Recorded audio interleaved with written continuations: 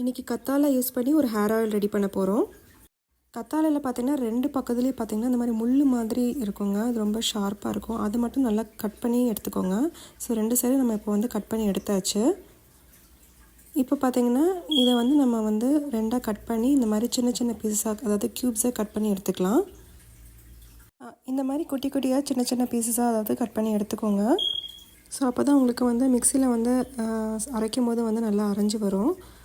ஒரு சிலருக்கு டேண்ட்ரஃப், முடி உதிர்வு, அது மட்டும் இல்லாமல் உடம்பு சூடாகி நிறைய முடி கொட்டுற பிரச்சனைகள்லாம் இருக்கும்.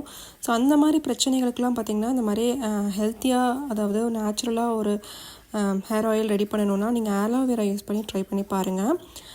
கண்டிப்பாக உங்களுக்கு வந்து ஒரு நல்ல மாற்றம் கிடைக்கும். அது மட்டும் இல்லாமல் முடி வந்து அடர்த்தியாகவும் வளருங்க. முடியோடைய ஸ்ட்ரென்த்து பார்த்திங்கன்னா நல்லாயிருக்கும். அது மட்டும் இல்லாமல் உங்களுக்கு வந்து ஹேர் ஃபால் வந்து படிப்படியாக குறைஞ்சிக்கிட்டே வரும்.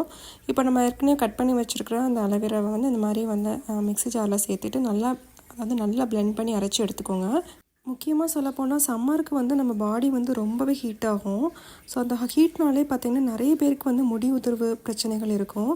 ஸோ அதுக்காகவே இந்த ஆலோவேரா ஹேர் ஆயில் ரெடி பண்ணி பாருங்கள். நான் இன்றைக்கி வந்து கோகோனட் ஆயிலே பார்த்திங்கன்னா ஆர்கானிக் வெர்ஜின் கோகோனட் ஆயில் எடுத்திருக்கேன்.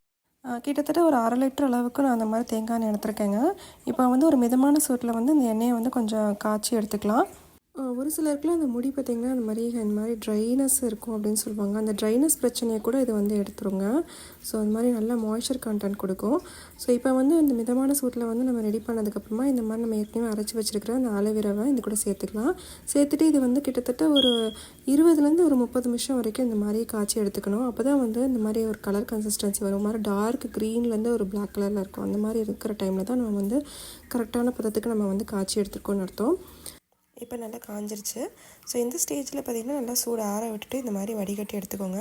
ஸோ சூப்பரான ஒரு ஆலோவேரா யூஸ் பண்ணி ஒரு ஹேர் ஆயில் ரெடி ஆகிடுச்சுங்க.